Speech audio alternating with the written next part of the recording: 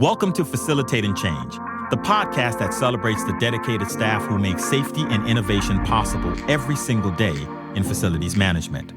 I'm your host, Dr. Adrian Carter, and in each episode, we bring you the stories, the journeys, and the passion of the people who are transforming spaces and building the future of UW.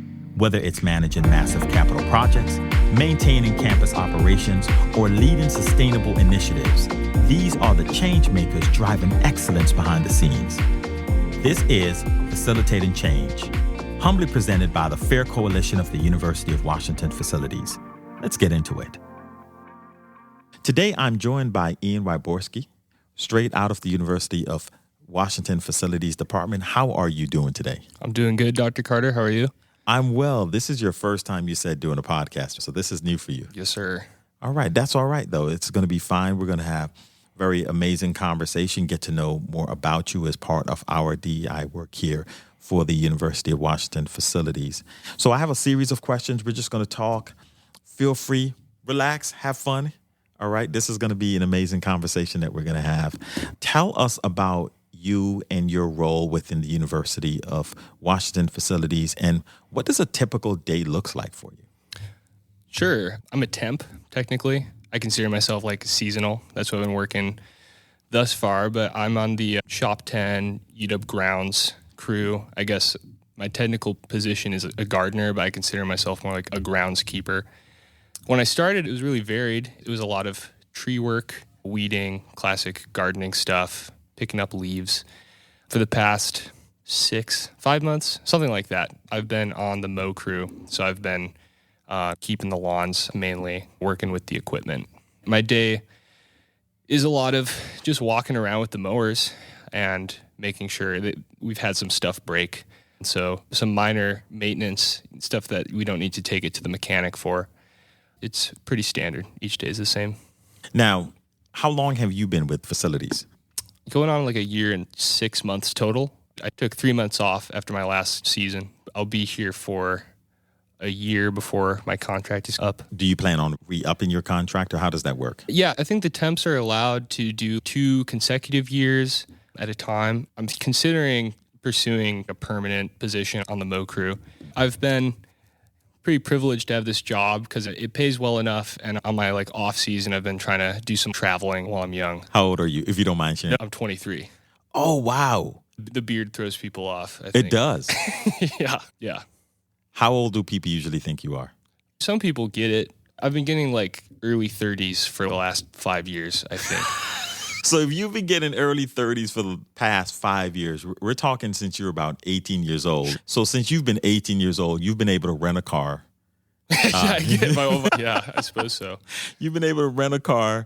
You've been able to start a family and travel the world. This is amazing. That's pretty funny at the same time because you have a full-on beard and it makes you look a lot more seasoned, as they would say. I think the beard helps with enduring the elements. We're out in the sun and the rain, and so having the buffer. I see what you're saying. Yeah, it helps, in my opinion. Evolution. Evolution, exactly. How would your friends describe you? I'd hope they'd think I'm chill. I try to have a pretty easygoing demeanor, and I like to get along with people. I think that people who know me deeper, people who are in the mow truck with me every day, know that I can stress out about the world and stuff. What does stressing out about the world look like for you? Because there is a lot going on in the world. Certainly. I try to be positive. I keep it tucked away until the opportunity arises, and then I'll maybe have a conversation. But I try not to catastrophize. I actually want to hear, what are some of these deeper thoughts that you reserve for opportunities to share? If I may speak freely. Speak freely. I actually went here for school, and I studied environmental studies. And it's a interesting degree, but it's so depressing, man. It's like, here's all of the crap hitting the fan, and the solutions aren't quite there yet. So climate change, everyone's talking about it. It gets to me a little bit, especially because part of my job is burning fossil fuels to make grass shorter. And so, I think that's fine in a sense. It looks nice. And part of groundskeeping is the aesthetics of the place. And I think that's part of the appeal of the campus. But certainly there's bigger fish to fry, like the private jet owners, in my opinion, stuff like that. But yeah, as an American living in a fossil fuel-based society, I'm complicit a little bit. That weighs. All the other headlines, wars and famines and whatnot, I think the news is bad. So you live in the world of understanding these environmental catastrophes and what's impacting it, but then at some level have to participate in it voluntarily and involuntarily at some aspects. Right. I think we all do. I mean, people commute to work and people got to eat, so people got to work. I got to eat, so I got to work. And I could be doing a lot worse things to the environment. My job is pretty chill, generally speaking. I like where I'm at. But yeah, it's hard not to get existential in the Mo zone when you're just walking, doing lines. A lot of people recommend the headphones to me. I don't have the earbuds, so I'm just kind of like up in the brain. Okay. Yeah. So you're just a thinker. That's what I'm hearing is you're like a deep thinker, and you are in the mode of analyzing the world around you, especially being that you're educated and there's some angles about society that you understand. Well, I don't know if I'd call myself a deep thinker, but I try to understand. I think that's part of like civic duty, continuing to educate yourself. That's what I'm talking about. I love it. I love it. This man is more than just beard. That's what he's telling you right now. Ian is more than just beard. What brought you to the University of Washington? You mentioned that you attended here, that you got is it your bachelor's? Yeah, bachelor's. And you're also now working here. Are you a native to Seattle? What's your background? Tell me more about that. From Cle, Washington, if you've heard of it. It's small, about an hour and a half east. So, I grew up in the small town doing dishwashing, stump digging, that kind of stuff, working class. And came to Seattle for school because I wanted to experience the big city and meet more people and have more experiences. Did the degree thing, graduated, got a job as an arborist, which is a really cool gig. And if people are looking for like a non-traditional career path, there's more to it than just manual labor, but it was hard. And I was in kind of a bad spot, I'd say. So I only lasted like 3 months, dragging branches to the wood chipper. I quit, did some traveling, came back, saw a posting for the gardener position as a temp. And part of it is like, I got to pay the rent, so I need a job. But it's funny because a couple months before that, or actually years before that, when I was still going to school, I would actually see my coworker Seth hanging out by the Whack and the Husky Rock, which was one of my hangout spots. And I'd see him doing tree work, and I was like, oh, that looks like a cool job. I wonder how he got there. And so I saw the posting and thought I'd try.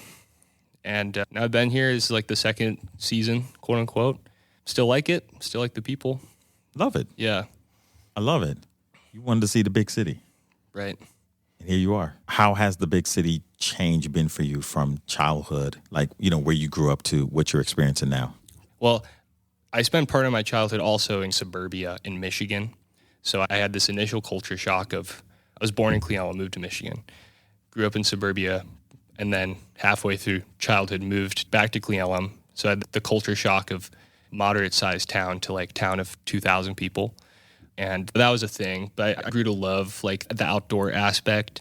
And I feel like when a community is so small, there's a lot of people with whose views I disagree with, in rural America, but you're still able to get around and feel a sense of community. It's a bit limiting, like small pond.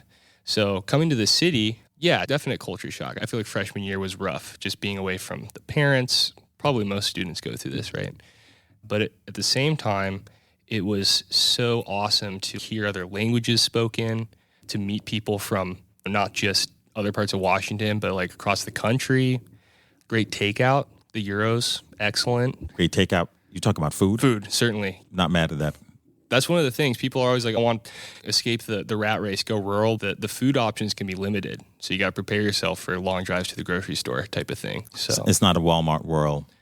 There's probably a Walmart somewhere in the desert. That's true, right? There's a Walmart like everywhere. But you might have to travel 40 minutes to get to it, is what you're also saying. Yeah, and Cle-Elum's been growing. So now there's more. They got a couple good Thai places, and it's still really small, though. They don't have €3 options on the same street. I noticed you also said you came from the small city, came to the big city, love the food options, and you talked about traveling. So somewhere in between the small town growing up and this big city world, you've gotten in some traveling. Tell me about that, because you sound like you have a bug to explore and to see what's out there. What's traveling been like for you? Yeah, I've done a couple really epic trips, and I feel really blessed that I've had the opportunity to do that. I mean, I've tried to work hard and save for that, so it hasn't been just an immediate gimme, but the opportunity's been amazing. And so right after college, or I guess right after I quit my tree job, went to Joshua Tree to climb, and I lived in my buddy's hatchback with him for a month. Pretty cozy, and that was cool, just hanging out in the desert without cell service. And then last summer, my girlfriend and we went and volunteered on farms and homesteads called woofing. I don't know if you've heard of that. No, tell us more. It's worldwide opportunities on organic farms. And if you're young and poor, great way to travel. You volunteer, your labor, typically like 4 to 6 hours a day, and then you get free food and free room and board. And so we did 3 months in the United Kingdom, just hopping between farms. Saved a lot of money, saw a lot of cool stuff, met some people. That's amazing. Yeah. Woofing. So that's WWOOF. Worldwide opportunities on organic farms. So you did this in the UK, 3 months. You're hopping from farm to farm where you dedicate your time in your service and you get room and board, food, and then you were able to move around and explore and see these different places. Yeah, totally. That's genius. How did you learn about woofing? I feel like it was like on my radar. And then I had a coworker last winter mention how they wanted to do that type of thing. And I got to thinking about it. But you still had to go with some savings for like bus fares, and wasn't always on the farm, but probably saved a huge chunk of money from just not. Right. You need some kind of money, but not a whole lot, as opposed to the amount you would need if you were just going to a hotel and funding your entire way through the process. Also, quick fun fact for anyone who's trying to do the UK, Scotland, they have a law called Right to Roam where you can walk anywhere and set up your tent anywhere on public land, even on private land like farmland. So if you're trying to get around Scotland, ditch the hostel and just pitch up a tent. See, you all did not know you were going to get all this travel advice from Ian. Like, we have amongst us a travel advisor who is knowledgeable, subject matter expert on woofing. You all better try that out. That sounds so intriguing. I'm thinking, like, how do I get some woofing in? You should. Yeah. You probably got 2 weeks, maybe more. I don't know what your gig is. Get the ticket, get the farm, enjoy pastoralism. Do you find the woofing locations online and then send them an email saying, hey, we're coming? Or how does that work? Yeah, it's kind of like a quasi social media. Each country, it's like woof.org/UK/Ireland/Georgia, So you make a profile and it's like a $25 subscription for a year. And then you message farms and you try to set it up with them. Nice. What is, with moving from small town, big city, traveling, woofing, getting exposed, getting your bachelor's, what has been the one piece of advice that you've received that you live by, or a particular mantra or quote? I can't think of the exact phrasing of the advice, but it was like, just go out and do it, which is easy to say. But I come from a background where like we're saving money, pinching pennies. We're not trying to go out to eat all the time. So budgeting is like a thing. And it's easy for me to be like, oh, I want to go do X, but I got to sit here and grind and save up and be safe about it. And I think generally that's good advice for a lot of things. But, I was calling my family about that specific trip, and I was like, well, what if I get back and there's a recession, or what if I get back? And they said, man, you're young and you have the opportunity and you should go do it. So I understand a lot of people don't have the opportunity. And so that's one thing. But I think if you have the opportunity, I don't know. I'm just afraid of waking up in 40 years and looking back and being like, man, I missed it. I missed the thing. And now I've done some cool stuff where I feel like if that was the cool stuff I did in my life, that's enough. I'd like to do more. But yeah, just having a couple like really, really solid experiences is worth it, I think. I love that. Who's your favorite person and why? I got to say my girlfriend. She's awesome. Kind of sappy, but... That it is sappy. But if that's your truth, I love it. Right. Why? Oh, she's just such a sweetie, man. I mean, I feel like dating is a bit difficult in the current landscape. probably for everybody, but for our generation, we have the internet, I feel like my ability to socialize has been impacted by social media and all this stuff. It's kind of a weird landscape, but we met on the job in person and there's no red flags. That's awesome. She's just, a kind, supportive, funny person. And that's enough to ask for, It's great. How does your background and your experience, like all of who you are, how does that influence your day-to-day, your approach to work, and just how you see the world? That's a good question. To get a bit deeper into the weeds, I like philosophy. I like studying philosophy a little bit, as I'm not particularly well-versed. I've read some Buddhism. I've read some existentialism. I feel like it helps to be a human and to find some sort of system, like a lens to view stuff. I think it's easy, especially in my job. Like one of the big cruxes is it can be a bit boring to wander back and forth all day with a loud machine. But I think at the same time, it's kind of like an opportunity for mindfulness. Maybe that's a cliche, I don't know, but being in the moment. I struggle to be in the moment. I'm sucked into the phone a lot. So I think just continuing to pursue self-actualization while doing mundane tasks is possible, maybe even beneficial to just be like, I'm walking with the machine right now. And I think there's like a simple joy in just doing a job. I love it. I hope I'm looking at you while you're talking. I hope you don't feel it as intense because I'm really absorbing what you're saying. I think it's amazing to have this level of insight in your journey and in your process so far and taking advantage of those opportunities to be present and be mindful, right? Or at least working toward it in these opportunities, whether it's walking with the machine or otherwise. So I think that's pretty cool. I want to ask you one last question before I get into some rapid round questions for you. Just tell me, what's been one of the most defining moments for you in your life? You're 23, you have the 30-year-old beard going, you've been woofing, you've had these various experiences moving from the small town space to the large city. Just what's been a defining moment for you in your 23 years so far? Defining moment. Whoa, 23 years is a chunk, man. I've had a lot of ebbs and flows in life, I think, as we all do. And so each time you come out of the pit and reach a new realization or new perspective, those are always like small defining moments for me. But I remember specifically this one moment. I went with one of my college friends to backpack on the coast of Washington, and we planned this 3-day adventure up the coast, and we actually never made it to the second campsite because the tide scared us, so we ended up just camping a mile from the parking lot. At the time, I graduated college. I was like, what am I doing with my life? Will society be around in 10 years? What do I do? And it was kind of like a darkish place. I just had this moment with my friend, like skipping rocks in the wake as it came in. I don't know if you've been to Rialto Beach, but it has like perfect skipping rocks, circular and flat. I don't know. It sounds cliche, but looking at the sunset and the ocean and the sand, my life isn't perfect. In some ways, it's hard. Many people's lives are harder. I don't think that necessarily invalidates another individual's kind of what they're going through. But I looked at myself and I was like, well, there is a lot of stuff going on in the world and in my life. But this moment's really good. And kind of like this too shall pass. Like sometimes that's a meaningless platitude, but it does bring me comfort to be like, this too shall pass. There it is, right? I think when we talk about that quote or mantra, this too shall pass. Yeah. Right? Kind of summarily comes into that. So let's get into this rapid round of questions. You just tell me which one you like without giving it much thought. Sure. We'll see what comes from it. They're going to be quick. Let's see how you do. Ocean view or mountain view? Mountain view.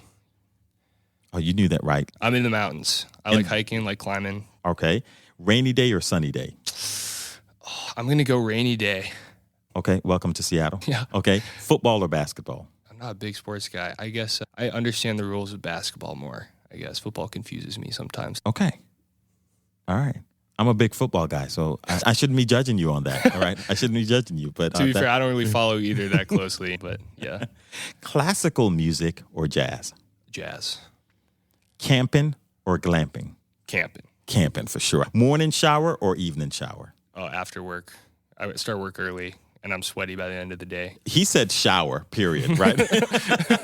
Forget the time of day. It's as necessary immediately. Right. Sweet or savory? I got sweet tooth, yeah. All right. Sweet. Eat a box of crayons or a bottle of hot sauce? Oh, dude, I love hot sauce. Yeah, whole bottle.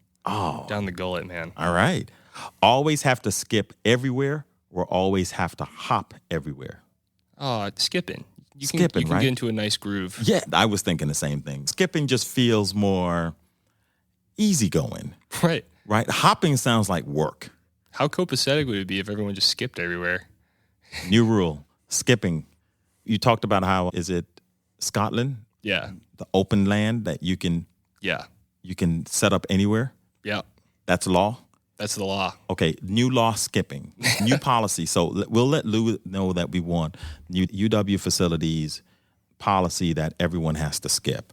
All right. Makes sense. Always be 10 minutes late or always be 20 minutes early? 20 minutes early. That's just good to practice generally. Here's one of my favorite ones. Speak like Yoda or breathe like Darth Vader? Dude, I think speak like Yoda. I feel like you could get around that if you're always just like... The breathing gets a little intimidating after a while, right? Can you imagine the podcast if it was just like... Breathe like that, you will. That's pretty funny. Because after a while, I think the Darth Vader breathing will get annoying. You'd be like, can you please 100%. just stop? Stop breathing. Just stop. Like, hold your breath for 10 minutes. We're trying to have a meeting here. Yeah. Okay. Be in constant state of slight hunger or slight thirst? That's tough. I feel like I don't drink enough water these days. So I guess maybe I am in a slight state of thirst. I'm going to go hunger. Yeah. Gonna go hunger? Yeah. Either one sounds so annoying. I always have this slight hunger. It feels like I need a granola bar like all the time. Like I'm being snackish. And then to always be thirsty, it just sounds thirsty. Right. Maybe it's because it's like hot out these days or in the summer. So you got to hydrate lest you dehydrate. There it is. Eat a sandwich with jelly beans in it or drink a milkshake with mustard in it? Oh, dude. I'm going to go jelly bean sandwich. I don't know. Mustard is a pretty specific condiment. Too specific, right? It's like, Yeah. Why did we pick that one so specifically, right? Yeah. All right, here's the last one. Have spaghetti for hair or sweat mayonnaise? Oh, my gosh. Have spaghetti for hair or sweat mayonnaise? Oh, is there sauce in the spaghetti? Or is it just like washed spaghetti? We got to go sauce. Let's go sauce. Oh, dude. I mean, I guess they're both gross, and I'm not a big mayonnaise guy, so I guess spaghetti for hair. Plus, you can munch it. That's free calories, man. And if we're going to go with being in a constant state of slight hunger, right? If we went hunger, Look at that. then we could go on with the spaghetti here and Chew the bangs. and call it a wash. Well, there it is. Ian, thank you for coming through, for talking to us. We appreciate you. You were a lot of fun and love hearing about your background. Is there anything you want to say to close us out? I'm going to shout out Natasha, one of our arborists. She's really cool. I don't know if she'll listen, but she's a homie. Hi, Natasha. Shout out to Natasha. One time for the homie. Thank you, Ian. Thank you for joining us on another inspiring episode of the Facilitating Change podcast, where we highlight the extraordinary people behind the scenes at the University of Washington facilities. If you enjoyed today's episode, don't forget to subscribe, share, and connect with us. Remember, real change starts with the people who facilitate it. Until next time, stay inspired, stay committed, and keep facilitating change.